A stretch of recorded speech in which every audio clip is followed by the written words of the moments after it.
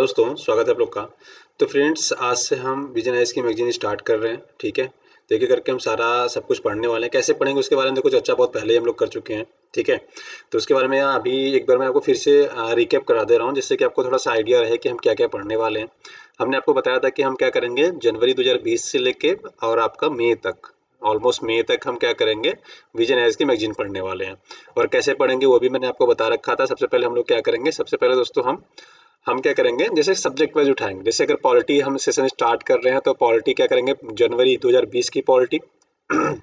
Then उसके बाद आपका जो रहेगा फरवरी 2020 की पॉलिटी, देन मार्च अप्रैल मई जून जुलाई करते दिसंबर तक, देन अगेन जनवरी फरवरी मार्च और मई तक जाएंगे, ठीक है। तो ऐसे ही पढ़ने वाले हैं। तो आज जो हम स्टार्ट करने वाले हैं जनवरी 2020 का जो मैगजीन है, ठीक है, उसको देखेंगे। बहुत सारे पॉइंट्स मैंने हाईलाइट कर रखा है और मेरा प्रयास ये रहेगा दोस्तों कम से कम लिखें इस पे। रीजन ये है कि ये पीडीएफ हम आपको लास्ट में प्रोवाइड कराएंगे जब हम एक पूरी मैगजीन को कवर अप कर लेंगे ना, तो इसकी पीडीएफ आपको साथ में मिलती जाएगी। तो इससे फायदा क्या होगा, जो हाईलाइटेड चीजें है ना वो आपको बहुत आसानी से मिल जाएगा और आप उसको समझ पाएंगे, ठीक है। तो आपको अलग से नोट्स नहीं बनाना पड़ेगा। और ये पीडीएफ दोस्तों ऑनलाइन आप जाएंगे ना विजन एज की वेबसाइट पे, तो आपको बिल्कुल फ्री मिल जाएगी। तो आप वहां से जाके फ्री में डाउनलोड करना चाहे तो कर सकते हैं। अदरवाइज जो मैंने हाईलाइट कर रखा है उसके आप नोट्स बनाना चाहे तो नोट्स बना सकते हैं। अदरवाइज लास्ट में ये पीडीएफ आपको मिल जाएगी, ठीक है।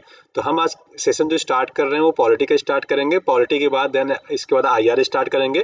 तो ये पूरे हम लगभग 17-18 महीने का करंट अफेयर पूरा इसमें कवर कर जाएंगे, ठीक है।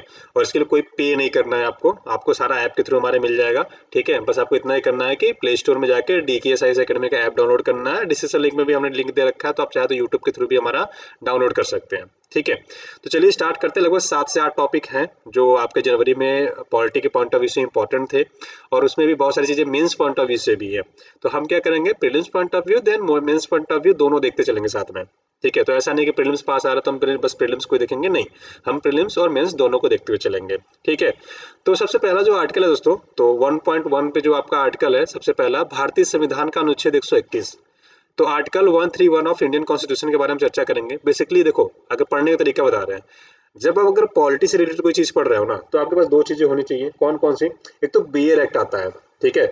एक बेयर एक्ट और एक लक्ष्मीकांत की किताब होती है, ठीक है। ये दो चीजें तो अपने पास आप रखा करिए, ठीक है। जब भी आप करंट अफेयर पढ़ें, वो भी खासतौर पर पॉलिटी का पढ़ते हैं आप, तो आपके पास दो चीजें होनी चाहिए। क्या? एक बेयर एक्ट आता है, ठीक है, वो प्लस एक लक्ष्मीकांत की किताब आती है, ये, ठीक है। हो सकता है इसमें उल्टा दिखे आप लोग को, तो ये किताब एटलीस्ट आपके पास होना चाहिए। एक बेयर एक्ट की किताब आती है, किसी में पीली, ग्रीन, हरी, वो भी मैं दिखाई देता हूँ आपको, ठीक है।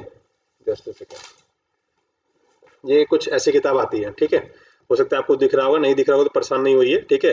ये आपको किताब ये वाली लेनी होती है, ठीक है। दो किताबें आपको ये देखनी होती है और आप प्लीज रखिए। अच्छा, बेयर एक्ट में क्या है, बेयर एक्ट में जो आर्टिकल है ना, जैसे अभी हम किसकी चर्चा करने वाले हैं, आर्टिकल 131, ठीक है, 131 की चर्चा करने वाले हैं।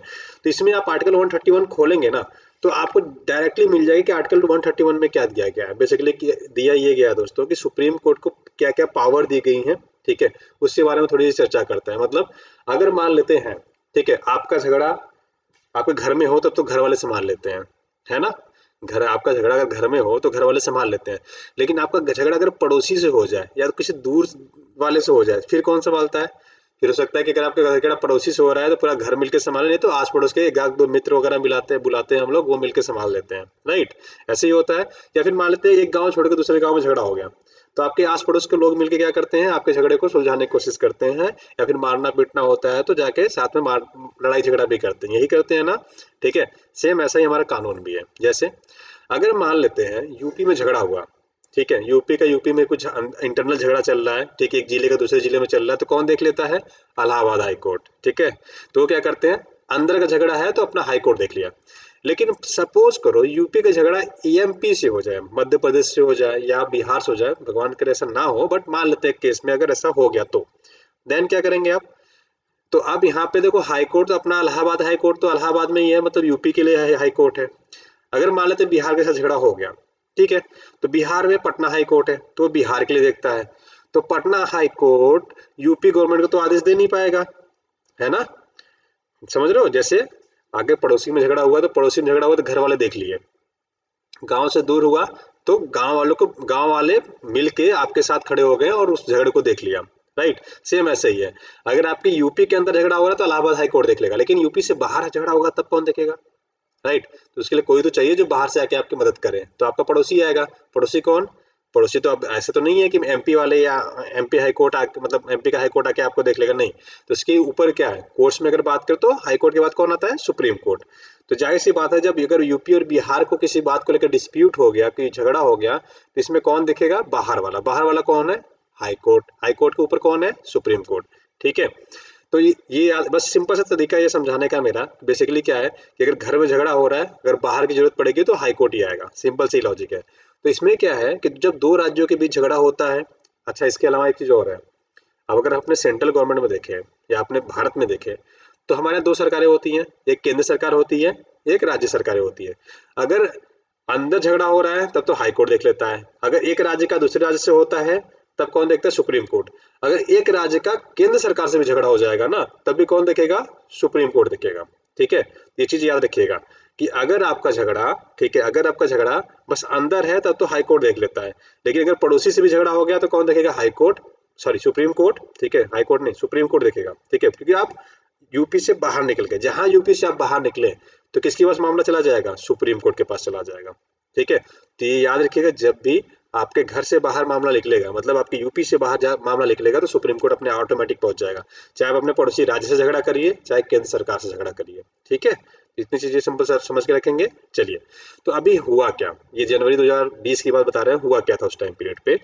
तो केरल और छत्तीसगढ़ ने पिटिशन डाले। क्या डाला भैया, 131 के तहत सुप्रीम कोर्ट गए। आर्टिकल 131 में यही है सुप्रीम कोर्ट के पास कि या तो एक राज्य का दूसरे राज्य से झगड़ा हो, या तो एक राज्य का कई राज्यों से झगड़ा हो। मान लेते हैं अगर यूपी का झगड़ा छत्तीसगढ़ से भी हो गया, बिहार से भी हो गया, सेम सेम टॉपिक को लेके, तब भी ये सुप्रीम कोर्ट जाएंगे। अगर दो तीन राज्यों का झगड़ा हो गया केंद्र सरकार से, तब भी जाएंगे। एक राज्य का झगड़ा हो गया केंद्र सरकार से, तब भी चले जाएंगे। ठीक है, तो याद रखिए, अगर यूपी का झगड़ा बिहार से हुआ तब भी हाई कोर्ट सुप्रीम कोर्ट जाएंगे। यूपी का झगड़ा बिहार और छत्तीसगढ़ से हो गया तब भी सुप्रीम कोर्ट जाएंगे। यूपी का झगड़ा केंद्र सरकार से हो गया, ठीक है, केंद्र सरकार से हो गया तब भी सुप्रीम कोर्ट जाएंगे। और यूपी बिहार दोनों मिलकर केंद्र सरकार से भिड़ गए, तब भी आप कहाँ जाओगे, सुप्रीम कोर्ट जाओगे। बस इतनी चीजें याद रखिए जो आर्टिकल 131 में है। और मैं ये एग्जाम्पल क्यों दे रहा हूँ, क्योंकि आपको याद रहे। ठीक है, तो आर्टिकल 131 में ये लिखा है कि सुप्रीम कोर्ट के पास ये पावर है, बेसिकली क्या, कि अगर ऐसे झगड़े होते हैं तो सुप्रीम कोर्ट इस पे सुनवाई कर सकता है। ठीक है, इतनी सी चीजें होगी। अब केरल और छत्तीसगढ़ ने क्या क्या पिटीशन डाले, किस टॉपिक पे झगड़ा किए इन्होंने, किस पे कहा। तो केरल ने क्या कहा, जो नागरिकता संशोधन अधिनियम था, सीएए जो 2019 में आया, उस बेसिस पे केरल ने कहा कि भैया ये असंवैधानिक है। किस बेसिस पे कहा, इन्होंने कहा कि देखो आर्टिकल 14, ये देख रहे हो आप, आर्टिकल 14 विधि के समझ क्षमता। तो अगर आप बेयर एक्ट आप अभी लेके बैठेंगे तो आपको बहुत ज्यादा बेनिफिट यहाँ पे होने वाला है। ठीक है, बहुत सारी चीजें, पॉलिटी पूरी रिवाइज हो जाएगी दोस्तों आपकी, यहाँ पे देखिएगा। ठीक है, आर्टिकल 14 क्या कहता है, विधि के समझ क्षमता, मतलब कानून के तहत क्या है, कानून सबके लिए बराबर है, कानून के सामने क्या है, सभी लोग इक्वल है। ठीक है, ये आर्टिकल अपना 14 कहता है। उसके बाद आर्टिकल 21 कहता है प्राण और दैहिक दैहिक स्वतंत्रता का संरक्षण। ठीक है, तो आपको जीवन जीने का अधिकार कौन देता है, आर्टिकल 21 देता है। और आर्टिकल 25 क्या कहता है, धर्म की स्वतंत्रता, मतलब किसी भी धर्म को मानने की स्वतंत्रता देता है। ठीक है, तो आर्टिकल, अब बेसिकली बात करें सिटीजनशिप अमेंडमेंट एक्ट जो आया, सीएए 2019 आया, उसमें क्या था कि जो लोग 31 दिसंबर 2014 से पहले भारत में आ गए थे उनको भारत की नागरिकता दे दी जाएगी। कौन कौन से लोग, पाकिस्तान से, बांग्लादेश से और अफगानिस्तान से। वो भी किनको, गैर मुसलमानों को, मतलब आप मुसलमान अगर छोड़ के बाकी किसी भी धर्म से हैं, अगर अगर आपकी, ठीक है, अगर मान लेते हैं आपके साथ कोई भी भेदभाव हो रहा है, कोई भी उत्पीड़न, धार्मिक उत्पीड़न हो रहा है आपके साथ, तो आप क्या करोगे, आप बेसिकली इसके तहत अप्लाई करोगे और आपको नागरिकता दे दी जाएगी। अब इन टॉपिक्स पे क्यों कहा गया, तो इन्होंने कहा कि देखो भारत एक क्या है, पंथ निरपेक्ष राज्य है। पंथ निरपेक्ष का मतलब क्या होता है कि उसका कोई धर्म नहीं है, भारत का कोई धर्म नहीं है। हम अपने आप को ये नहीं कहते ना कि हम हिंदू धर्म वाले देश है, हम अपने आप को ये नहीं कहते ना मुस्लिम धर्म वाले देश है। लेकिन जैसे पाकिस्तान को देख लो आप, पाकिस्तान क्या कहता है, मुस्लिम कंट्री है। बांग्लादेश क्या है, मुस्लिम कंट्री है। राइट, ठीक है, हम क्या है, हम क्या मुस्लिम कंट्री है, नहीं, हम मुसलमान नहीं है। ठीक है, हम मुसलमान नहीं है, हमारे यहाँ सब सारे धर्म एक बराबर है। ठीक है, हम ऐसा नहीं कहते कि हम मुसलमान कंट्री है, ऐसा हम नहीं कहते हैं। हम ये भी नहीं कहते कि हम हिंदू धर्म वाले देश हैं, ऐसा हम नहीं कहते हैं। क्योंकि हम भारत के संविधान में क्या लिख दिया गया, पंथ निरपेक्ष। अगर आप प्रियम्बल पढ़ेंगे तो वहाँ पे पंथ निरपेक्ष लिया गया, या धर्म निरपेक्ष कई बार यूज किया जाता है। ठीक है, तो इसका सिंपल सा मतलब है कि हम किसी भी, हमारे लिए सारे धर्म क्या है, इक्वली है। ठीक है, हम ऐसा नहीं कह सकते हिंदू धर्म ऊपर है या मुस्लिम धर्म ऊपर है, नहीं, हमारे लिए सारे एक ही पावदान पे हैं, एक बराबर हमने रखा हुआ है। ठीक है, चलिए, तो अब इसमें इन्होंने पिटीशन डाला था कि भैया ये आप ये धार्मिक उत्पीड़न बांग्लादेश, पाकिस्तान, अफगानिस्तान में होता है, गैर मुसलमानों के साथ ही बस होता है, ऐसा नहीं है। और भारत धर्म के आधार पे कैसे नागरिकता दे सकता है, जबकि भारत क्या है, पंथ निरपेक्ष है। तो इस आधार पे पिटीशन डाला था किसने, आपका केरल गवर्नमेंट ने। छत्तीसगढ़ गवर्नमेंट ने क्या किया, छत्तीसगढ़ गवर्नमेंट ने दोस्तों नेशनल इन्वेस्टिगेशन एजेंसी है एनआईए, ठीक है, एनआईए। एनआईए क्या है बेसिकली, अगर बात करें तो इसके 2008 में दोस्तों इसकी स्थापना हुई थी, जब मुंबई हमला हुआ था, ठीक है। मुंबई हमले के बाद बेसिकली हमने इसको अपनाया था। तो बेसिकली क्या करते हैं ये लोग जैसे आतंकवाद से रिलेटेड जितनी चीजें होती है दोस्तों ना, उनको ये डील करते हैं। अब इसमें होता क्या है, बेसिकली आपको पता है पुलिस किसका विषय है, राज्य सूची का विषय है। राज्य सूची का मतलब आपके हमारे पास देखो 3 सूचियां होती हैं। अगर आप शेड्यूल पढ़ेंगे, शेड्यूल 7 में दिया गया है राज्य सूची के विषय, केंद्र सूची के विषय, समवर्ती सूची के विषय, कंकरेंट लिस्ट बोलते हैं, ठीक है। Central list, union list, sorry union list, state list और कंकरेंट लिस्ट। कंकरेंट लिस्ट का मतलब होता है कि इसमें दोनों कानून बना सकते हैं, लेकिन जो पुलिस है वो बेसिकली दोस्तों राज्य सूची का विषय है, ठीक है। तो एनआईए की अगर बात करें तो नेशनल इन्वेस्टिगेशन एजेंसी की बात करें तो बेसिकली ये क्या है, एक तरह से पुलिस वाला ही काम करते हैं लोग, ठीक है, इन्वेस्टिगेशन का काम करते हैं। और ये लोग दोस्तों क्या करते हैं कि किसी से परमिशन नहीं लेते, मतलब अगर लखनऊ में इनको रेड मारना है या लखनऊ में कोई आतंकवादी उसको पकड़ना है, तो वो थोड़ी करेंगे कि केंद्र सरकार से परमिशन लेंगे उसके बाद जाएंगे। जैसे सीबीआई के मामले में आपने कई बार सुना होगा कि सीबीआई को परमिशन लेना पड़ता है उस स्टेट के सरकारों से, राइट। लेकिन इनको क्या आता है, कोई परमिशन लेना पड़ता है, कोई परमिशन ये लोग दोस्तों नहीं लेते हैं, ठीक है। तो इस बेसिस पे इन्होंने कहा कि देखो ये तो अगर राज्य सूची का विषय है पुलिस, अगर पुलिस राज्य सूची का विषय है तो एनआईए ऐसे काम कैसे कर सकती है, ये तो असंवैधानिक संस्था हो गई। किसका कहना था, छत्तीसगढ़ गवर्नमेंट का, ठीक है। तो इन्होंने कहा कि हमारी जो संसद है ऐसे कानून नहीं पारित कर सकती, क्योंकि ये उनकी विधायी क्षमता के परे हैं। क्यों, क्योंकि हमारे संविधान में लिखा गया कि पुलिस किसका विषय है, पुलिस राज्य सूची का विषय है, ठीक है। ये थोड़ा सा याद रखिएगा, जो आपके एग्जाम पॉइंट से इंपॉर्टेंट हो जाता है, ठीक है। तो प्रीलिम्स पॉइंट ऑफ व्यू से अगर बात करें या मेंस पॉइंट ऑफ व्यू से बात करें तो आपके पास इसमें क्या क्या इंपॉर्टेंट चीजें होगी, देखो बहुत सारी चीजें हमने इसमें दोस्तों कर लिया। पहला, आर्टिकल 131 क्या कहता है, आर्टिकल 131 यही कहता है हमारा पड़ोसी के साथ झगड़ा हो, मतलब या तो यूपी बिहार का झगड़ा हो तब भी आएगा, यूपी बिहार छत्तीसगढ़ से झगड़ा हो गया तब भी आपका सुप्रीम कोर्ट आएगा, केंद्र सरकार से यूपी का झगड़ा हो गया तब भी आएगा, केंद्र सरकार से यूपी बिहार छत्तीसगढ़ मिलकर झगड़ा कर लेंगे तब भी क्या सुप्रीम कोर्ट इसमें इंटरफेयर करेगा, मतलब सुप्रीम कोर्ट सुनवाई करेगा। एक तो ये हो गया। आर्टिकल 14 क्या कहता है, विधि की समझ क्षमता, कानून सबके लिए बराबर है, कानून के सामने सारे लोग बराबर है। आर्टिकल 21 कहता है दैहिक प्राण एवं दैहिक स्वतंत्रता, मतलब जीवन जीने का अधिकार देता है आपको, आर्टिकल 21। उसके बाद आर्टिकल 25 क्या कहता है, किसी भी धर्म को मानने की स्वतंत्रता या धर्म की स्वतंत्रता के नाम से हम इसको जानते हैं, ठीक है। उसके अलावा देखो इसमें एक दो चीज और है, जैसे इन्होंने पासपोर्ट अमेंडमेंट रूल्स 2015 था प्लस फॉरेनर अमेंडमेंट ऑर्डर 2015, इसको भी इन्होंने चुनौती दी थी, ठीक है। कि एक मतलब इसके आधार पर भी देखे तो जो 31 दिसंबर 2014 को नागरिकता संशोधन अधिनियम आया था वो भी इनवैलिड है, ठीक है। बट इतना अगर याद नहीं रखेंगे चलेगा। हाँ, दूसरा याद है सीए जो आया था 2019 वाला, उसमें क्या था, 31 दिसंबर 2014 से पहले जो लोग भारत आ गए थे जो गैर मुसलमान हो, मतलब मुसलमान धर्म को छोड़ के बाकी किसी भी धर्म के होंगे, उनको भारत की नागरिकता दी जाएगी अगर उनका धार्मिक उत्पीड़न हुआ है तो। कौन कौन से वो देश थे ये याद रखना जरूरी है आपके लिए, पाकिस्तान, बांग्लादेश और अफगानिस्तान। क्यों, क्योंकि तीनों मुस्लिम कंट्री है। मुस्लिम मतलब ये अपने आप को ये कहते हैं कि हमारा धर्म क्या है, मुसलमान है, ठीक है। मुस्लिम कंट्री जैसे हिंदू, इंडिया का हिंदू धर्म नहीं है, बहुत सारे लोग समझते होंगे कि हिंदू धर्म है हमारा, नहीं। हिंदू धर्म हम अपना इंडिविजुअली आपका धर्म हिंदू है, लेकिन देश का धर्म हिंदू नहीं है, ठीक है। देश क्या है, धर्मनिरपेक्ष है, उसका कोई धर्म है ही नहीं, ठीक है। तो ये पॉइंट्स याद रखें जो आपके एग्जाम पॉइंट से रिलेवेंट हो जाता है। जो हाईलाइटेड है ना, ये वाली चीजें दोस्तों आपको बाद में हम क्या करेंगे, प्रोवाइड करा देंगे, ठीक है। उसके बाद एनआईए कब बना था, 2008 में बना था, ठीक है। होम मिनिस्ट्री के अंतर्गत काम करता है, ये भी थोड़ा सा आपको याद रखना है, ठीक है। और ये इनको परमिशन नहीं लेनी पड़ती, याद रखिएगा, ये स्टेट से परमिशन नहीं लेते, सीबीआई को परमिशन लेना पड़ता है, ठीक है। बट इनको परमिशन नहीं लेना पड़ता है। अगर किसी राज्य में जाके कुछ भी इन्वेस्टिगेट करना है या फिर कोई भी छापा मारना है, कुछ भी करना है, तो इनको इजाजत नहीं लेनी पड़ती है उस राज्य से, ठीक। 131 के बारे में लगभग हमने सारी चीजें दोस्तों आपको बता दिया, ठीक है।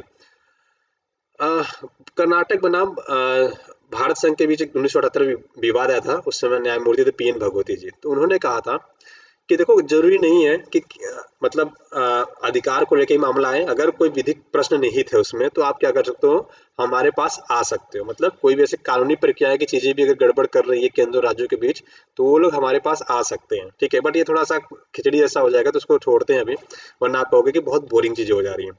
तो इंटरेस्टिंग चीजें ही बना के रखेंगे, ठीक है। जितनी देखो चीजें आपके काम की थी दोस्तों, ठीक है, वो लगभग हमने इसमें डिस्कस कर लिया, आपको बता दिया है, ठीक है। तो बेसिकली क्या है, 131 में क्या है, केंद्र और राज्यों के बीच झगड़ा होता है तब आप सुप्रीम कोर्ट जाओगे। 131 के तहत राज्य और राज्यों का झगड़ा हो जाएगा, एक से ज्यादा राज्य हैं तब भी चले जाओगे, ठीक है। तो ये हमने टॉपिक पूरा डिस्कस किया जो आपके एग्जाम पॉइंट से रिलेवेंट आ जाता है, ठीक है। आर्टिकल 143 के बारे में इसमें चर्चा की गई दोस्तों। 143 क्या कहता है, 143 के ये कहता है कि अगर राष्ट्रपति को राय लेनी हो तो सुप्रीम कोर्ट से 143 के तहत मांग सकता है कि भैया हमें राय दे दीजिए इस चीज पे।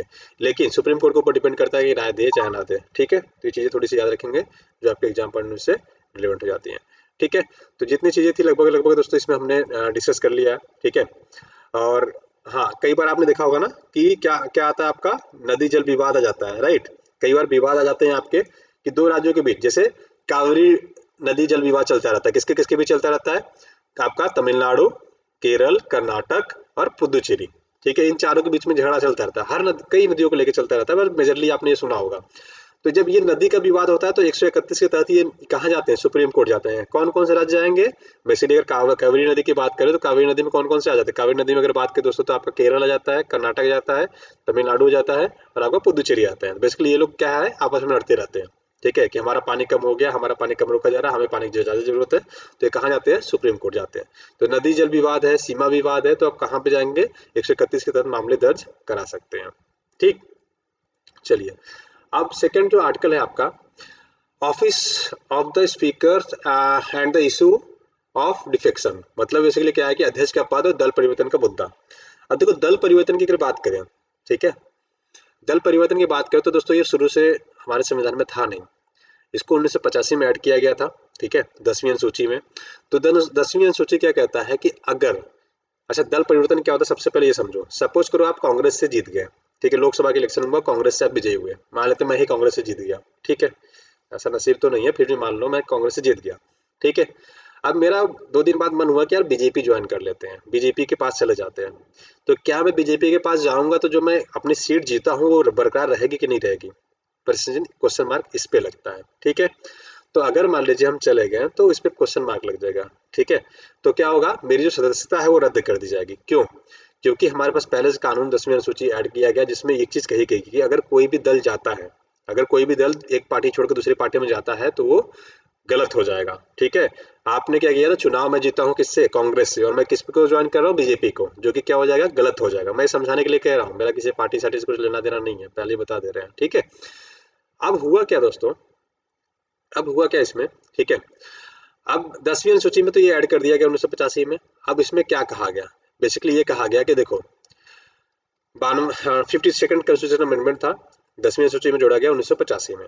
अब इसमें ये चीज कही गई कि देखो अगर आप किसी पार्टी को ज्वाइन कर रहे हो, मान लेते मैं कांग्रेस का था, ठीक है, और मैं ज्वाइन किसी को कर रहा हूँ, बीजेपी को, तो इन्होंने कहा कि देखो ऐसे नहीं चलेगा। कैसे होगा, इन्होंने बोला कि अगर मान लेते कांग्रेस की 100 सीटें थी, ठीक है, अगर कांग्रेस की 100 सीटें थी तो 100 में से 2/3 कितना हुआ, 67। अगर 67 लोग एक साथ बीजेपी ज्वाइन कर लेंगे तो ये परिवर्तन नहीं माना जाएगा, ठीक है। क्या कहा गया कि अगर 100 सीटें, अगर मान लेते कांग्रेस ने 100 सीटें जीती, जिसमें से इग्नोरिंग मैं भी उसी में था, मान लेते हैं, ठीक है।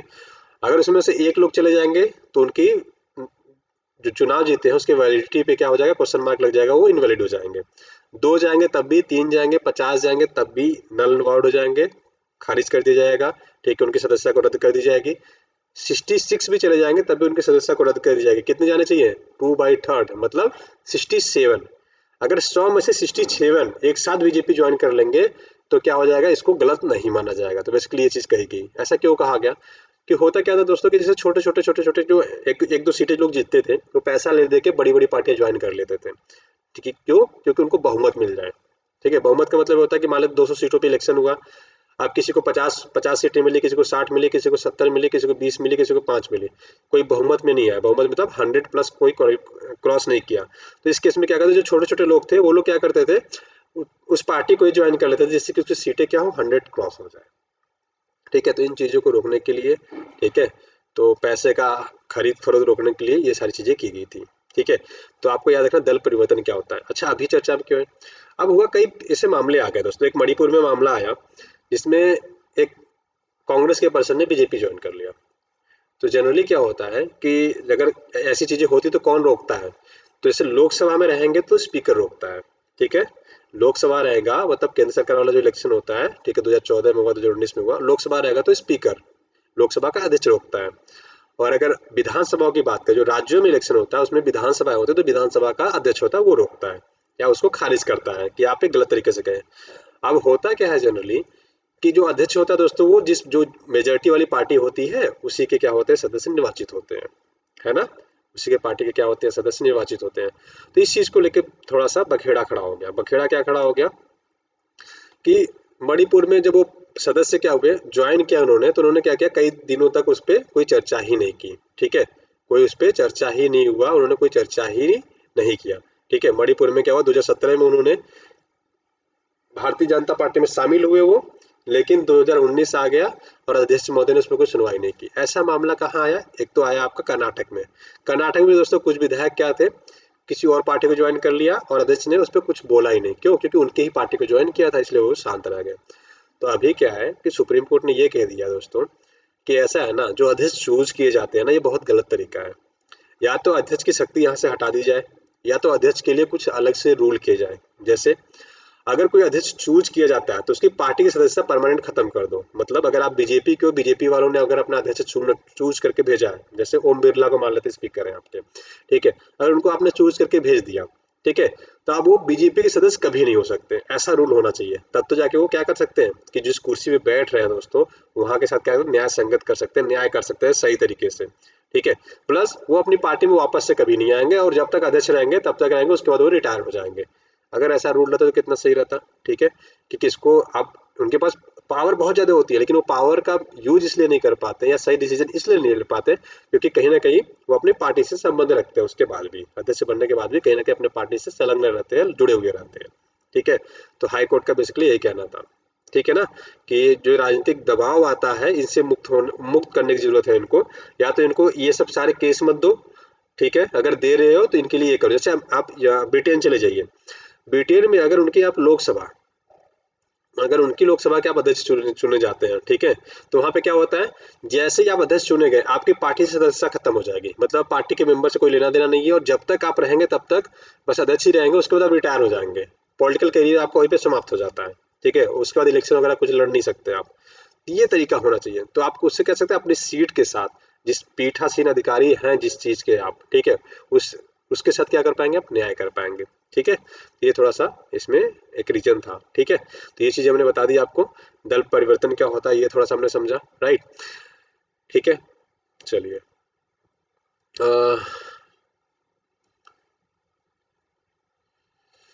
बात करते हैं दोस्तों इंटरनेट की। ठीक है, थोड़ी सी इंटरनेट की चर्चा करेंगे। प्रतिबंधों को नियंत्रित करने के लिए संबंध में उच्चतम न्यायालय का निर्णय। तो सुप्रीम कोर्ट का वर्डिक क्या आया कि आपको पता है कि 5 अगस्त 2019 को, ठीक है, 370 हटा, मतलब हद पूरी तरह तो नहीं हटा, कुछ पार्ट्स उसके रह गए हैं, लेकिन ज्यादातर इसमें चीजें हट गई। जिसमें उसके बाद क्या हुआ, जम्मू कश्मीर में काफी दिन तक इंटरनेट बंद रहा, बहुत दिन तक इंटरनेट बंद रहा, थोड़ा मोड़ा नहीं, बहुत दिन तक बंद रहा है। ठीक है, अब इसमें ये चीज कही जाती है कि देखो, अगर आप आर्टिकल 352, तो इमरजेंसी कौन कौन से आर्टिकल की तरह लगता है, 352 में अगर जाओगे तो क्या लगता है आपकी, राष्ट्रीय आपातकाल लगता है। 356 में जाओगे तो कौन सा लगता है, राष्ट्रपति आपातकाल लगता है। और 360 में फाइनेंशियल इमरजेंसी लगती है। फाइनेंशियल इमरजेंसी हमारे देश में नहीं लगी है। राष्ट्रीय आपातकाल 352 3 बार लग चुका है, और राष्ट्रपति शासन तो लगता ही रहता है यार, तो उसका तो बहुत बड़ी बात नहीं है। ठीक है, तो इसमें क्या होता है कि 100, एक आपने सुना होगा धारा 144, कोरोना टाइम पे आपने बहुत सुन रहे होंगे। ठीक है, कि धारा 144 लगा दी गई, धारा 144 लगा दी। तो सीआरपीसी है, कोड ऑफ क्रिमिनल प्रोसीजर है, उसमें धारा 144 है, जिसमें ये चीज कहा जाता है कि अगर कोई आशंका होती है, ठीक है, कि हिंसा हो जाए या इमरजेंसी जैसी सिचुएशन क्रिएट हो सकती है, तो हम क्या करते हैं, धारा 144 लगा देते हैं। इसमें क्या है कि आप गैदरिंग नहीं कर सकते, एक लोग भी गैदरिंग नहीं हो सकते हैं, 4 लोग भी नहीं हो सकते, 5 लोग नहीं होते, बट डीएम के ऊपर डिस्ट्रिक्ट मजिस्ट्रेट होता है, उसके पास पावर होती है कि वो कम और ज्यादा का डिसीजन दे सकता है। जनरली अगर एक लोग भी है तो उससे भी क्वेश्चन मार्क किया जा सकता है, उससे भी क्वेश्चन पूछा जा सकता है। ठीक है, अब दोस्तों ये चीज कही जाती है कि इंटरनेट बंद कर दिया भैया आप, आर्टिकल 19 देखो बहुत सारे आर्टिकल्स हमारे यहाँ पे रिवाइज होते चले जा रहे हैं।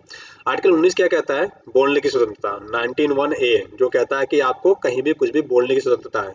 अगर आपने इंटरनेट बंद कर दिया तो जाहिर सी बात है वो सोशल मीडिया पे एक्टिव नहीं हो सकते, एक मैसेज को दूसरी जगह मैसेज नहीं भेज सकते हैं। तो एक तरह से कहते हैं कि आर्टिकल 19(1)(a) का क्या है? हनन है।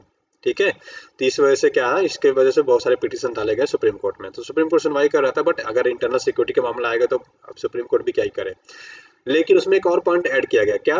आर्टिकल 19(1)(g), ठीक है, article 19(1) A B C D E F G तक पढ़ेंगे तो एफ में आपका संपत्ति का अधिकार था, उसको नल अवॉइड कर दिया गया है। बाकी छह अधिकार अभी भी हैं।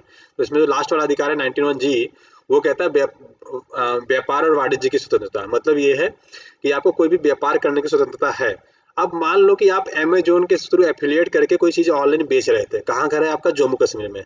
तो आपका बिजनेस और व्यापार तो रुक गया ना। तो कहीं ना कहीं आपके फंडामेंटल राइट का हनन है कि नहीं है? आप सोचो कि आप ऑनलाइन कोई सेलिंग करते थे, किताबें ऑनलाइन बेचते थे जम्मू कश्मीर में रह के, आप अब इंटरनेट बंद है, आप किताबें बेच नहीं पा रहे हो, तो कहीं ना कहीं आपको क्या है, आर्टिकल 19(1)(g) का क्या हुआ? हनन हुआ ना। राइट, ये चीजें क्या है, ये चीजें बहुत ही गड़बड़ हो गई। तो ये चीजें क्या होनी चाहिए? नहीं होनी चाहिए। राइट, तो ये सारे पॉइंट्स दिए गए थे, ठीक है, जिसके द्वारा ये लिटिगेशन दिया गया। ठीक है, तो ये थोड़े से पॉइंट्स याद रखना। देखो आपके एग्जाम पॉइंट से क्या इंपॉर्टेंट है। अब आपसे अगर इंटरव्यू में पूछ लिया जाए कि अगर ऐसी ऐसी चीजें हुई, क्या ये सही था? तो देखो मेरा ये मानना है कि ये चीजें अगर देश के थ्रेड्स के हिसाब से देखें तो थोड़ा सा सही है, बट अगर एज ए जनरल पब्लिक के हिसाब से देखो तो चीजें ठीक नहीं है। कुछ टाइम पीरियड के लगाना ठीक है, लेकिन उसका अल्टरनेटिव हमें कोई ना कोई चीजें सोचनी चाहिए थी, इंटरनेट जैसी चीजें। ठीक है, या फिर ऐसी ऐसी थोड़ी मोड़ी चीजें आप कह सकते हो कि ये चीजें हमें सोचनी चाहिए, जिससे कि हम क्या कर सके, मतलब वहाँ के नागरिकों को भी तो सेम अधिकार मिलने चाहिए। आप सोच के देखो कि अगर आपका यूपी में 2 दिन के लिए नेट बंद हो जाए ना, पागल हो जाएंगे। और किसी को सोचो 180 दिन तक नेट ही नहीं, 6 महीने तक इंटरनेट ही नहीं मिल रहा है। आपका एक दिन छोड़िए, आपका 5 मिनट नेट नहीं चलता होगा ना, तो आपको ऐसे के तैसे हो जाते हैं दिमाग की, यार नेट नहीं चल रहा, नेट नहीं चल रहा। और उसी टाइम पे आपको कुछ करना है, नेट नहीं चल रहा है। राइट, तो इन चीजों को आप सोच के देखो, तब आपको समझ में आएगा कितनी रियल प्रॉब्लम्स के लोग फेस करते हैं। ठीक है ना। चलिए, ठीक है, धारा 144 भी लगभग हमने आपको समझा दिया। ठीक है, यहाँ तक हो गया। हाँ, देखिए इंटरनेट शटडाउन का ये मैप है एक, थोड़ा सा ये भी देख लीजिए। ठीक है, तो ये आप देखोगे 180 दिन के लिए इंटरनेट बंद रहा जम्मू कश्मीर में, यूपी में लगभग 28 दिन, बिहार, वेस्ट बंगाल, ऐसा नहीं कि बस वही रहा। जब ये सब मामला चल रहा था तो कुछ दिन तक शाहीन बाग वाला केस भी चल रहा था, तो वहाँ पे भी इंटरनेट वगैरह काफी दिन तक बंद था। ठीक है, चलिए, चलिए आगे बढ़ते हैं अब। ठीक है, तो मेजर मेजर पॉइंट्स तो हमने डिस्कस कर लिए हैं। आधार रिपोर्ट, तो एक्चुअली आधार पे एक रिपोर्ट निकाली थी, डालबर्ग करके एक संस्था है, फर्म है। ठीक है, 167 परिवारों पे इन्होंने, 1,67,000 परिवारों पे उन्होंने कुछ सर्वे वर्वे किया था। ठीक है, तो उसमें उन्होंने लिखा state of Aadhaar a people's perspectives, तो लोगों को मतलब विचार जानने की कोशिश की थी। तो ये मेंस पॉइंट ऑफ व्यू से चीजें हैं, बट उतनी इंपॉर्टेंट नहीं है, फिर भी हम कुछ पीटी पॉइंट ऑफ व्यू से जो चीजें हैं ये जान के रखिए। पहली बात तो जो आधार होता है 12 अंक का होता है, ये याद रखिएगा। आधार का मैनेजमेंट कौन करता है? UIDAI, भारत भारतीय विशिष्ट पहचान प्राधिकरण, जो किसके अंतर्गत आता है? मीटी के अंदर। मीटी की मतलब ministry of electronic and technology के अंतर्गत आता है। ठीक है, इलेक्ट्रॉनिक एंड सूचना प्रौद्योगिकी मंत्रालय के अंतर्गत आता है आपका UIDAI। ठीक है, तो ये याद रखिएगा। और 12 अंक का आपका आधार कार्ड होता है, तो थोड़ा सा ये याद रखिएगा। ठीक है, और इसमें क्या क्या जानकारी आपके ली जाती है आधार में, आपको पता है? आधार में देखो आपके सारे फिंगरप्रिंट लिए जाते हैं। ठीक है, हाथ के सारे फिंगरप्रिंट लिए जाते हैं, आइरिस ली जाती है। ठीक है, तो ये थोड़ा सा याद रखिएगा। और आपको उसमें नाम, फादर नेम, एड्रेस, लिंग, पता, सब कुछ होता है। तो आपके एक तरह से कह दो सारी की सारी डिटेल होती है। ठीक है, अब ये कोई मेंस पॉइंट ऑफ व्यू से ज़्यादा इंपॉर्टेंट है, प्रीलिम्स पॉइंट ऑफ व्यू से जितनी चीज़ें थी मैंने बता दिया।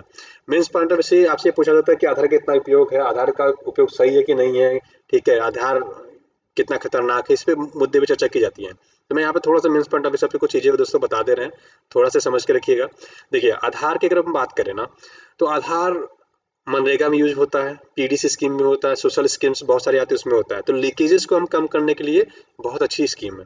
लेकिन कई बार होता है कि यही बायोमेट्रिक काम नहीं करता है, तब जनता परेशान होती है। आप राशन कार्ड ले लेंगे, अंगूठा लगा रहे हो, अंगूठा काम ही नहीं कर रहा है। ठीक है, फिर कहते हैं क्या, कल आइएगा। तो क्या होते हैं आप परेशान, तो आप हुए ना। आप सोचो ना, अगर प्रधानमंत्री जी को ही बोला जाए कि प्रधानमंत्री जी जाइए, खाना तभी मिलेगा जब आपका अंगूठा लगेगा।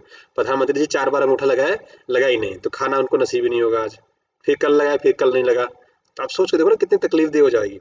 बट गरीब जनता की चीज़ें हम क्या करते हैं, गरीब जनता के बारे में हम इम्प्लीमेंट तो कर देते हैं, लेकिन उसको कितनी तकलीफ होती है। अब दिक्कत ये है कि वो अपने तकलीफ के साथ इतना जीना सीख जाता है कि उनकी तकलीफ किसी को तकलीफ दिखाई नहीं देती। आप सोचो ना, किसी का घर 2 किलोमीटर दूर है, 2 किलोमीटर से वो पैदल गया धूप में, बायोमेट्रिक लगाने के आज राशन मिलेगा, उसका अंगूठा ही काम नहीं कर रहा, लग ही नहीं रहा, कह रहा है कि भाई सर्वर डाउन है आज, ठीक है। फिर वो दोबारा अपना काम छोड़ के चला गया, दिहाड़ी मजदूरी करता हो, फिर अपने काम पे जाएगा, हाफ डे लगा, फिर आया, फिर अगले दिन जाएगा, पता लगा फिर अंगूठा नहीं लगा। कितना बुरा हो सकता है, आप एक बार सोच के देखिए। तो चीज़ें ऐसी होनी चाहिए जो फिजिबल हो। तो आप इसमें अपने पॉइंट्स ये दे सकते हो कि सर हमें ऐसी चीज़ें करनी चाहिए फिजिबल हो। अगर एक ऑप्शन काम नहीं कर रहा, दूसरा ऑप्शन होना चाहिए, तीसरा ऑप्शन आईरिस का होना चाहिए, दो जगह बायोमेट्रिक का सिस्टम होना चाहिए, कुछ ऐसी टेक्नोलॉजी होनी चाहिए जिससे कि जनता को कम से कम प्रॉब्लम्स हो। कल को आप कलेक्टर बनेंगे तो आप क्या करेंगे, समाज और सोसाइटी को सुविधाएं तो मुहैया कराएंगे, सर्वेंट होंगे, पब्लिक निस्वार्थ भाव से आपको सेवा करनी पड़ेगी जनता की। एक सिंगल पर्सन भी अगर वो दुखी है तो आपको उसको दुख के निवारण के लिए कोशिश करना पड़ेगा, आपको उसके लिए कुछ रिवॉर्ड्स नहीं मिलेगा, ठीक है। बैकएंड में छुप के ही आपको काम करना पड़ेगा, दिखाना भी नहीं पड़ेगा कि फोटो लेके सोशल मीडिया पे डालना है, देखो मैंने इसकी मदद की, आप नहीं कर सकते ये काम। समझ रहे हैं, कलेक्टर बनना कहने के लिए पावर आती है, बट पावर के साथ साथ जिम्मेदारियां मिलती है और टेंशन गिफ्ट में मिलता है, तो उस टेंशन के साथ जीना पड़ता है, ठीक है। तो ये चीज़ याद रखिएगा, जो आपके प्रीलिम्स और मेंस दोनों पॉइंट ऑफ व्यू से इंटरव्यू में भी आपको बहुत ज़्यादा काम देगा, ठीक है। फैक्ट्स आपको याद रखने की जरूरत नहीं है, फैक्ट्स मैं याद करवाता भी नहीं, इतने परसेंट देता है, इतने परसेंट देता है, कुछ भी जरूरत नहीं है। अब बात करते हैं एनिमी प्रॉपर्टी, शत्रु संपत्ति क्या होता है, किसी को पता है? देखिए, शत्रु संपत्ति वो होता है दोस्तों कि सपोज करो कि आप यहाँ से अमेरिका गए, अमेरिका में आपने घर जमीन सब कुछ खरीद लिया, कल को अमेरिका से इंडिया का झगड़ा हो गया, अब अमेरिका ने कहते जितने भी भारतीय लोग हैं यहाँ पे, सारे के सारे लोग यहाँ से चले जाइए, ठीक है। मान लेते ऐसा कह दिया गया कि सारे के सारे लोग क्या करिए, यहाँ से चले जाइए, ठीक है। अगर आपको ऐसा कह दिया गया कि सारे के सारे लोग यहाँ से चले जाइए, ठीक है, अगर आपको ऐसा कह दिया गया कि सारे के सारे लोग यहाँ से चले जाइए, ठीक है, और आप लोग चले गए, मान लेते हैं आप लोग क्या किए, चले गए यहाँ से, ठीक है। अब उसके बाद जो आपने संपत्ति वहां पर खरीदी थी, किसका था वो, आपने खरीद रखा है तो आप ही का हुआ ना, लेकिन आपके जाने के बाद किसके पास जाएगा, गवर्नमेंट के पास जाएगा। अब गवर्नमेंट ने इसको छोड़ रखा है कि यार चलो बाद में अब हमारे पास आ गया, इसको तो हम कभी भी बेच सकते हैं, बेसिकली ऐसे ही होता है। तो भारत के कई युद्ध हुए, कौन कौन से युद्ध हुए, देखो 1962 में भारत चाइना का युद्ध हुआ था। तो जो चाइनीज लोग इंडिया में रह रहे थे, हमने कहा कि भैया आप अपने देश जाइए, हमारा देश छोड़ दीजिए, तो मान लेते उन्होंने एक बिस्वा या 2 बिस्वा 2 बीघा जमीन खरीद के यहाँ बिजनेस कर रहे थे, ठीक है, या फिर बिल्डिंग खरीद के उन्होंने उस पर बिजनेस कर रहे थे, लोग मान लेते बिजनेस कर रहे थे, तो हमने क्या किया, उनसे खाली करवा दिया, तो उनकी बिल्डिंग पूरी खाली हो गई। 1965 में 1971 में भारत पाकिस्तान का युद्ध हुआ, तो जो पाकिस्तान के लोग इंडिया में रहते तो मैंने उनसे पूरा अपना जगह खाली कर दिया, भैया हमारा इंडिया खाली करो, आपकी जितनी भी चीजें यहाँ से छोड़ छाड़ के जाओ आप यहाँ से, ठीक है। तो लोग सब छोड़ के चले गए। तो यही लगभग दोस्तों लोग को 9,406 अचल संपत्तियां हैं इनकी, ठीक है, जिसको भारत सरकार अब धीरे बेच रही है, ठीक है, कुछ बेच भी दिए हैं, कुछ बेचा जा रहा है। सबसे ज्यादा अगर बात करें तो यूपी में है इनकी संपत्तियां और मेघालय में है, जो चाइनीज लोगों की है, और भारत जो पाकिस्तानी नागरिक है उनकी लगभग 4,991 उत्तर प्रदेश में है, ठीक है। तो शत्रु संपत्ति क्या होता है, जो हमारे दुश्मन देश का बेसिकली लोगों द्वारा खरीदी गई थी, लेकिन अभी भी किसके पास है, भारत सरकार के पास है। तो हमारा एक विभाग है जिसको हम बोलते हैं custodian of enemy property for India, जिसको हम सेपी के नाम से जानते हैं, ठीक है। गृह मंत्रालय के अंदर अधीन ये कार्य करता है दोस्तों। इसी का काम होता है, क्या करता है, ये पूरी संपत्तियों को एक तरह से रेगुलेट करता है और उसके बाद नीलामी उलामी करके सारा पैसा भारत सरकार को देता है। तो सेपी बना कब था, सेपी बना था दोस्तों 1939 में, कब, जब वर्ल्ड वॉर 2 चल रहा था तब बना था। फिर भारत सरकार ने क्या किया, 1968 में इसको एक सांवैधिक निकाय बना दिया, मतलब अपने पार्लियामेंट में कानून पारित करके इसको एक कानून बना दिया, ठीक है। तो बेसिकली इसके मुख्यालय की बात करें तो मुख्यालय तो दिल्ली में है, इसके अलावा इसके जो साइड वाइज 3 शाखाएं हैं, एक तो मुंबई में है, एक कोलकाता में है और एक लखनऊ में है, ठीक है। ये थोड़ा सा आपको याद रखना सीपी के बारे में, custodian of enemy property for India, या सीपी के नाम से जानते हैं। 1939 में बना था, 1968 में भारत सरकार ने इसको सांविधिक निकाय बना दिया था, ठीक है, कार्य मतलब इसको एक कानूनी दर्जा दे दिया था, ठीक। हेडक्वार्टर कहाँ है, दिल्ली में। तो ये आपसे पूछा जा सकता है, ठीक है, और एक अर्ध न्यायिक प्राधिकरण की तरह काम करता है, ठीक है। तो इतनी चीजें आपको याद रखनी जो आपके एग्जाम पॉइंट ऑफ व्यू से रिलेवेंट हो जाती है, ठीक है। तो बेसिकली क्या करते हैं, जितने भी शत्रु देश के लोग रहते हैं जब अपना देश छोड़ के चले जाते हैं तो उनकी संपत्तियों को बेसिकली क्या करते हैं, लोग नीलामी उलामी करके इसके जो पैसे बचते हैं मिलते हैं, उसको कल्याणकारी स्कीम्स में लोगों की भलाई के लिए, जनता के लिए रोड वगैरह ये सब बनाने के काम में यूज किया जाता है, ठीक है। चलिए, तो लगभग हम लोग ठीक है। अब अल्पसंख्यक शैक्षिक संस्थानों के विनियमन की बात करते हैं। देखो एक्चुअली अगर बात करें तो अगर आपने आर्टिकल 30 पढ़ा होगा ना, तो ये पूरा आर्टिकल आर्टिकल 30 के आसपास ही घूमने वाला है बस, ठीक है। तो आर्टिकल 30 क्या कहता है? आर्टिकल 30 क्या कहता है दोस्तों कि जो अल्पसंख्यक समुदाय के लोग हैं उनको शिक्षण संस्था खोलने की इजाजत के बारे में बात करता है। ठीक है। तो इन्होंने सुप्रीम कोर्ट ने अभी हाल फिलहाल में कहा कि अगर राज्य चाहे तो राष्ट्र हित में अल्पसंख्यक संस्थाएं है ना उनको विनियमित कर सकती है, मतलब रेगुलेट कर सकती है। कई बार क्या होता है कि जो धार्मिक स्कूल्स रहते हैं ना, वो ढंग से चला नहीं पाते, ढंग से काम नहीं करते हैं, तो उसको लेके इन्होंने बेसिकली कहा था। ठीक है।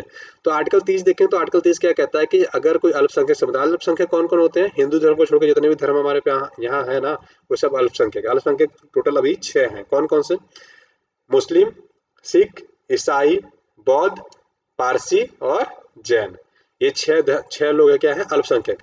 अच्छा, अल्पसंख्यक तो हम धार्मिक आधार पे कहते हैं, भाषाई आधार पे नहीं। अगर आप पंजाब में चले जाओगे तो सिख धर्म के लोग ज्यादा है, लेकिन हिंदू धर्म वहाँ पे माइनॉरिटी में आ जाते हैं। तो हम भाषा के आधार पे नहीं कहते, बोलने के आधार पे नहीं कहते हैं कि हम अल्पसंख्यक है, धर्म के आधार पे कहते हैं। ठीक है। सबसे ज्यादा यहाँ पे हिंदू धर्म के लोग रहते हैं, लगभग 80% के आसपास। उसके बाद 17-18%, 19% के आसपास मुस्लिम धर्म। उसके बाद सिख, ईसाई, बौद्ध और पारसी और जैन आ जाते हैं। तो ये जो 6 धर्म के लोग हैं अपना अपने धर्म का स्कूल खोल सकते हैं। इनके पास ये इजाजत होती है, परमिशन होती है गवर्नमेंट की। ठीक है। दूसरा एक चीज और है, एक संस्था है national commission for minority education institutions. ठीक है। बेसिकली कई बार ये रेगुलेट करता है इनको, ठीक है, कि चीजें आपको ऐसे करनी है, ये रूल्स फॉलो करने। विश्वविद्यालय अगर आपको बना, जैसे कि आपने कई बार देखा एंग्लो इंडियन स्कूल्स देखे होंगे, अगर आप मदरसा स्कूल्स देखे होंगे, तो बेसिकली क्या होता है, ये माइनॉरिटी के हिसाब से होते हैं। हाँ, लेकिन अगर इसमें केंद्र सरकार या राज्य सरकार इसमें वित्त पोषित कर रहा है, मतलब फंडिंग दे रहा है, पैसा दे रहा है अगर केंद्र सरकार, राज्य सरकार, तो आप उसमें धर्म के बारे में नहीं पढ़ा सकते। मतलब ऐसा है कि नहीं है कि मतलब पारसियों का कॉलेज है तो ऐसा नहीं कि पारसी धर्म के बारे में बस पढ़ाएंगे, बाकी चीजें नहीं पढ़ाएंगे। नहीं, पारसी धर्म के बारे में आप उसमें इन्फॉर्मेशन नहीं दे सकते, एजुकेशन दे सकते हो। आपने कई बार देखा हो क्रिश्चियन वाले स्कूल्स में हिंदू धर्म के बच्चे भी पढ़ते हैं। ठीक है। तो यही सारे रीजन होते हैं इसमें। ठीक है। तो ये थोड़े से आप याद रखिएगा। आर्टिकल 30 क्या कहता है कि आप क्या कर सकते हो, अपने धर्म के आधार पर अपना एक स्कूल शिक्षण संस्था खोल सकते हो। ठीक है। तो बेसिकली ये चीजें कहती है आपका आर्टिकल 30 शिक्षण संस्थाओं में, कि उस धर्म के लोग को भी अपने तरीके के एजुकेशन सिस्टम बनाने का, शिक्षण संस्था खोलने का अधिकार होता है। ठीक है। चलिए, तो हमने बातें कर ली। ठीक है। अच्छा, इसकी भी बात कर लेते हैं। जो national commission for minority educational institutions है, इसमें 4 इसके हेड होते हैं। 4 हेड की बात करें अगर हम, ठीक है, अगर 4 हेड की बात करें तो इसमें एक अध्यक्ष होता है जो सुप्रीम कोर्ट का रिटायर्ड रिटायर्ड जज होता है। सुप्रीम कोर्ट का रिटायर्ड जज होता है। उसके अलावा 3 लोग और होते हैं। ठीक है। तो 4 मेंबर होते हैं इसके। आपसे ये पूछा जा सकता है कि national commission for minority educational institution जो होता है, राष्ट्रीय अल्पसंख्यक शैक्षिक संस्था आयोग, उसके सदस्य कितने होते हैं? तो 4 होते हैं। एक आपका सुप्रीम कोर्ट का जज होता है, 3 केंद्र सरकार के द्वारा नॉमिनेटेड होते हैं। ठीक है। ये थोड़ा सा याद रखिएगा। ठीक।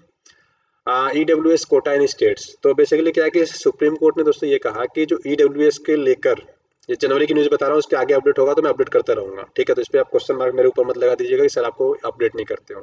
हम बेसिकली क्या कर रहे हैं, जनवरी से मैगजीन पढ़े जा रहे हैं ना, तो उसके हिसाब से हम चीजें कर रहे हैं। ठीक है। तो इसमें बेसिकली क्या कहा गया, इसमें दोस्तों ये कहा गया कि जो 10% का आरक्षण है ना, ये अभी आपको पता है कि 10% का आरक्षण दिया गया, वो 103वां का संविधान संशोधन हुआ ना। ठीक है। जिसमें आपको कहा गया कि 10% का आरक्षण जो आपका शैक्षणिक संस्थाओं में दिया जाए, किनको? जनरल कैटेगरी को बेसिकली। ठीक है। ठीक है। तो 103वां संविधान संशोधन 2019 में हुआ, जिसमें आर्टिकल 15(6) में थोड़ा सा चेंजेस किया गया, जिसमें सामान्य वर्ग के लोगों को 10% का आरक्षण दिया जाएगा। जनरली पहले यह था कि 50% से आरक्षण ऊपर नहीं होना चाहिए, लेकिन अभी 59% के आसपास हो गया। कई राज्यों में क्या है कि उससे ज्यादा है, तमिलनाडु वगैरह में ज्यादा है। तो ये कहा गया सुप्रीम कोर्ट के द्वारा कि अच्छा, एक चीज ये भी तो हो सकता है ना कि मान लेते हैं कि हम क्या दे रहे हैं, ईडब्ल्यूएस, ठीक, इकोनॉमिकली वीकर सेक्शन जो है उनके लिए आरक्षण दे रहे हैं। अब किसी राज्य में इकोनॉमिकली वीकर सेक्शन है ही नहीं, सामान्य वर्ग वाले, फिर वहां पे आप आरक्षण देके क्या फायदा मिलेगा? तो इसलिए सुप्रीम कोर्ट ने कहा कि भैया आपके ऊपर डिपेंड करता है कि आप आरक्षण देना चाहते हो नौकरियों में कि नहीं देना चाहते हो। शिक्षण संस्थाओं में देंगे, बाकी नौकरियों में देना चाहते हो कि नहीं, ये आप देख लीजिए। ठीक है। तो राज्यों को बोल दिया था। ठीक है। एक चर्चा और हो रही है क्या, कि अखिल भारतीय न्यायिक सेवा जो है ना, तो उस पर बेसिकली ये कही जाती है कि जैसे कि आपको पता है आईएएस आईपीएस चूज करने के लिए अलग से ऑल इंडिया सर्विसेज की एग्जामिनेशन होती है, यूपीएससी की एग्जाम कराता है। ऐसे क्या करें, जो जुडिशरी है ना, उसके लिए भी कुछ ऐसा होना चाहिए। ठीक है। तो 1976 में बहुत सारे सुझाव दिए थे स्वर्ण सिंह समिति ने, जिसमें से क्या हुआ था, 42वां संविधान संशोधन हुआ था। वहां पे एक चीज कही गई थी, अखिल भारतीय न्यायिक सेवा की बात कही गई थी, वहाँ पे इम्प्लीमेंट भी किया गया था। तो इसमें अगर आप बात करोगे, देखो स्टेट लेवल पे ना एग्जाम होते हैं जुडिशरी के, ठीक है, तो ऐसे ही कहा जाता है कि सेंट्रल लेवल पे भी चीजें होने करने की जरूरत है, अभी अखिल भारतीय लेवल पे होनी चाहिए कि जुडिशरी में भी जो जजेस हो सेंट्रल लेवल से रिक्रूट होके आए, ठीक है।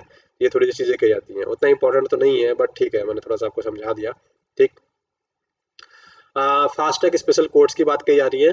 तो बलात्कार के जो केसेस होते हैं या पॉक्सो की बात करें, ठीक है, पॉक्सो बेसिकली क्या है, protection for children from sexual offence, मतलब जो बच्चों के साथ सेक्सुअल ऑफेंस होते हैं, ठीक है, उससे रिलेटेड है, 2012 में बेसिकली बना था ये, ठीक है। तो अब इन दोनों चीज़ों के लिए कहा जाता है कि फास्ट ट्रैक कोर्ट होना चाहिए, मेरे हिसाब से भी होना चाहिए। अगर बलात्कार का केस है या फिर पॉक्सो लग रहा है तो उसके लिए आपको फास्ट ट्रैक कोर्ट होने चाहिए दोस्तों, ठीक है। जिसमें क्या होना चाहिए कि जल्दी से जल्दी आपके चीज़ों का निपटारा हो, 100 दिन के अंदर सुनवाई होकर केस का निपटारा होना चाहिए, तो बेसिकली इसकी चर्चा की जाती है। तो पॉक्सो याद रखिए कब बना था, 2012 में बना था। बेसिकली प्रोटेक्शन करता है किसको, चाइल्ड अब्यूज जो होते हैं, ठीक है, चाइल्ड चिल्ड्रंस को जो अब्यूज किया जाता है सेक्सुअल ऑफेंस में, सेक्सुअल अब्यूज किया जाता है, उससे रिलेटेड है, ठीक है। तो ये थोड़ा सा आप याद रखिएगा। Ministry of women and child development के अंतर्गत आता है ये, ठीक है। उनकी वेबसाइट पे जाएंगे तो आपको पॉक्सो लिखा हुआ मिल जाएगा, ठीक है। तो आज हमने क्या किया दोस्तों, पूरा जनवरी का, ठीक है, पूरा जनवरी का हमने करंट अफेयर डिस्कस कर लिया, ठीक है, जो पॉलिटी से रिलेटेड था। अब हम क्या करेंगे, कल जो दोस्तों आपका फरवरी का, फेब 2020 का हम क्या करेंगे, करंट अफेयर डिस्कस करेंगे।